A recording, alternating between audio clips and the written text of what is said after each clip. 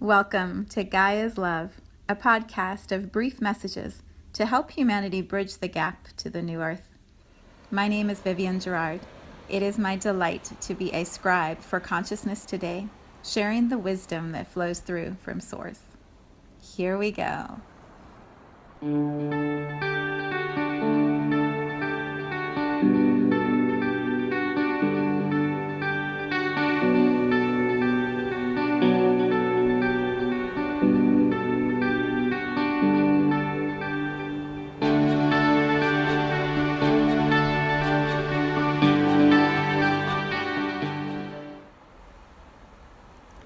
Episode 104.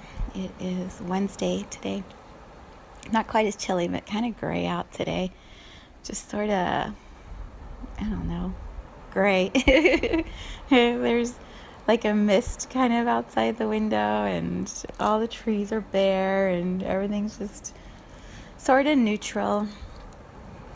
We are in winter here in Cincinnati. I already saw a picture in my mind of the image I want to use to go with today's podcast.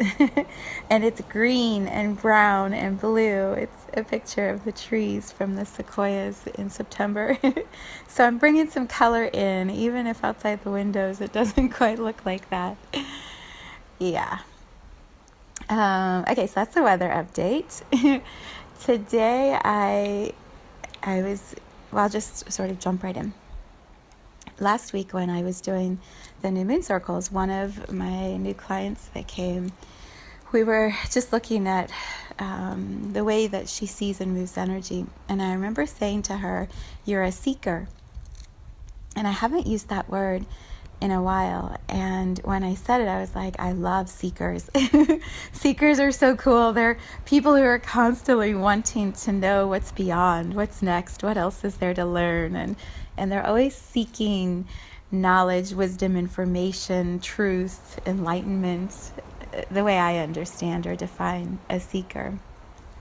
And when I was thinking about it this morning and just the word, I want to sort of just expand on it or contemplate. We'll use that word again. I'm going to contemplate the word a little bit, because it feels like there's information there for me and also for anyone who is matching the vibration I'm sending out today. Just as a fun side note, when we got Guitar Hero, I don't even know, 7 years ago, when it first came out, and I was obsessed with playing it and being competitive and trying to beat everyone in my family and slowly realizing I couldn't. There was a song by The Who called The Seeker on there that was so much fun. And I remember just loving the tune, the words, the energy of the song. So that's just a fun little side note on the word seeker.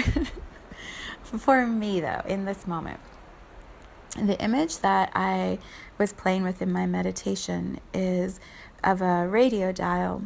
When I was younger and we didn't have these fancy gadgets and cars like we do now, which I'm a huge fan of, absolutely love that I can play music now in my new car from my phone. It's like the best. The sound is better in this car. I'm claiming it. But before I had that, when we were doing long trips, we would either listen to CDs, because that's all that would play in the car, or we would play with the radio station. The problem is when you're moving, for anyone who doesn't have Sirius or their phones connected to their cars, the old-fashioned kind of car that I've had for most of my life, you would have to seek new stations as you were driving. And so, moving through one city to the next, you would know when you got to a big metropolis because there would be lots of options. And then you'd be on the rural roads in between and there was nothing. And so you'd be seeking, or at least that was what it was called in our cars that I remember. You would push seek and it would scan the radio signal around you for any station, and then it would pull them up as it found them, and you could go from one to the next to the next to next. And so you'd be seeking whatever the next number was on the dial, and it would, electronically find that for you or digitally find it for you. I guess that's somewhat new, because before you'd have to turn the radio dial. The seek button wasn't even in the car. But the word seek and the image of the radio dial, it reminds me or shows me or proves the point, like we seek something we can't see yet, and something that is outside of our current experience or outside of us. So we're looking ahead, we're looking outside, trying to find something new. And then we seek each of those new things until we land on something that we like, or that we want to get more of or listen to more. And it feels like that in the path of self-growth, or the path of enlightenment, or the path of the soul, the journey of the soul, whatever words you want to use to describe this continuum, this pathway that we're all flowing along. From the time we're little, we're always learning, and once we've got our school learning done and we're in our job learning or our family learning, there's even more room for the soul learning to really expand. And as we are discovering or exploring, we're looking outside of ourselves for information. Just like the radio stations, we're trying to find what we can't see yet or what we don't know about, and then tune into that vibration or channel and see if it's a match, if we find similarities or alignment with what that truth is, what that teaching is. And, we're constantly seeking more, and depending on the power, the urge of our need to seek, it changes how much we find and bring into our experience. So, for example, the person I was talking to last week, she's a seeker. She wants a lot of information, and she's soaking it all up, and it's powerful to witness. It's exciting to see. She's like a sponge, just wanting to bring it all in.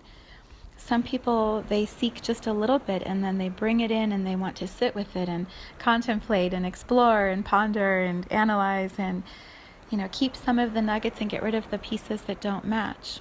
And so they do it in tiny little cupfuls, where some people are doing it in bucketfuls or truckloads. And there's no right or wrong way for anyone. It's however your urge, your momentum, your movement is guiding you. Some people are very content to not seek. They'd rather have the silence, or they'd rather stay with the CD that's playing in the CD player for the whole journey, which I've done that before. I think it was a U2. That's funny. It was a U2 CD, and my poor daughter, I think she was 3. We must have listened to that CD. I don't even know. However long it is to fill up 13 hours, 14, 15 times. From here to New York City, we listened to U2, that new album, It's a Beautiful Day, over and over and over again. It's funny, to this day, she still tells me she hates one of the songs that is on that. Or maybe it was John Mayer. I think it was U2. But anyway, we've done it that way before too, and there's nothing wrong with sitting on one station or one channel for a while and absorbing as much as we can from that wisdom, that teaching, and bringing it into our bodies. What I was aware of this morning is how we are all moving towards this place where the seeking is going to turn inward. And for many, I believe it already has happened. We're not playing with outside channels, outside teachings, outside learnings as much as we are, meditating, doing yoga, being still, going inward, listening to our own truth. And perhaps we bring in little nuggets from other places, other people, but the majority of our time and attention is spent on uncovering our knowings, what we already know inside of us. And the more consciousness expands, as it is right now, the more people will be turning inward, and the less seeking will happen, and the more inner knowing, inner seeing will happen. what really brought this forward for me, on Sunday I created a meditation on our Sunday call. I think I mentioned it on Monday. And it was a chakra activation. And the visual, so I'll share it with you and you can play with it on your own, or you can look on my website and you can purchase the actual meditation. It's an hour and it's incredible. But the visual was, instead of us looking outside of ourselves and being scattered, having lots of our attention, our awareness in different places outside of our body, we start to magnetize it towards us and bring it in. Bring all of that infinite soul that is unique to each one of us, that's doing all these different things here in this human journey and tracking all these relationships and going to all these places and accomplishing all these things. When we harness all of that power and bring that into our bodies, and then we get really still and quiet, we can take our physical eyes, close them, and then turn our inner eye, our third eye, down to look into the center of our body energetically. So we turn off the physical seeking and we go inward, and we are seeing our own energy inside of us. And when we look down and into our cavity of our body, there are chakras, energy centers, that line up, they stack up on top of each other from our root at our hips all the way to our crown above our heads. Those energy chakras can be activated, can be turned on, the lights can be powered up. And when we do that, we see inside of ourselves all the information we've ever needed to know. We get clarity on our relationships, clarity on our abundance, clarity on who we are expected or not expected, who we chose to be here in this lifetime, clarity on how open or closed our heart is, clarity on the ways in which we receive information through our ears and express it through our voices, clarity on what we see with our third eye, and clarity on how we are connected to our own source, our God, from our crown chakra. All the information we need to know is inside of us. And it's just simply learning, practicing how to pull our energy in and be inside of ourselves so that we can become more aligned, more aware of our unique contribution as souls in human bodies in this lifetime.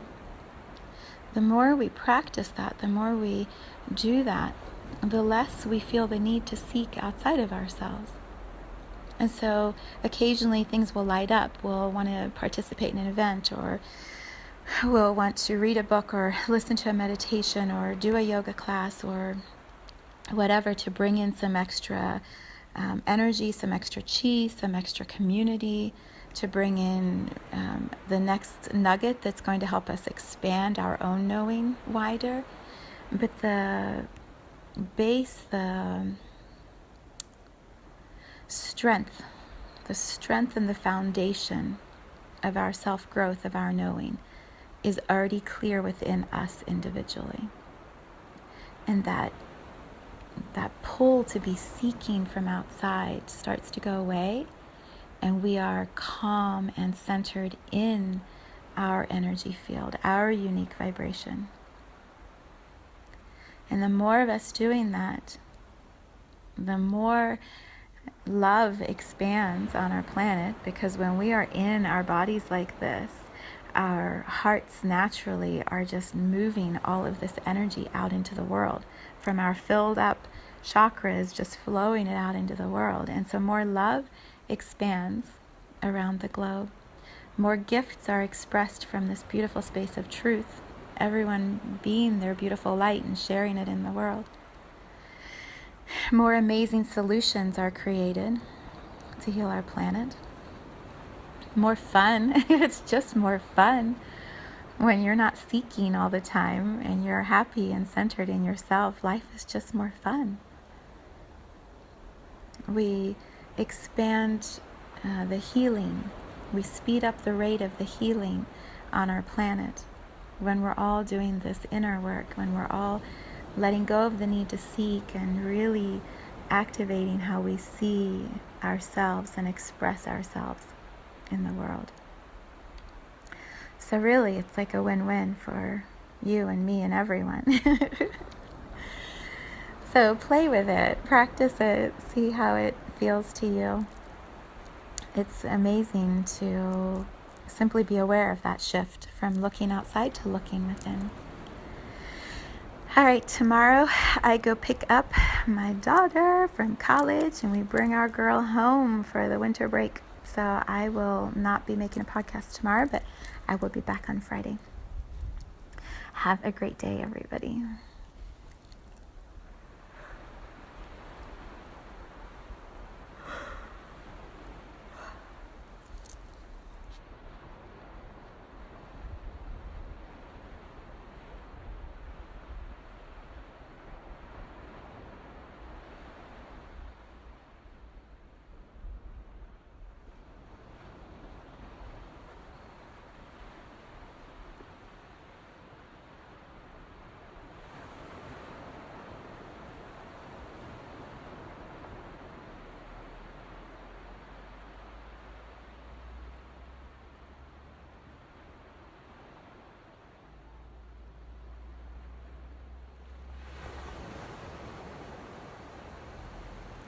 Thank you for tuning in to today's vibration.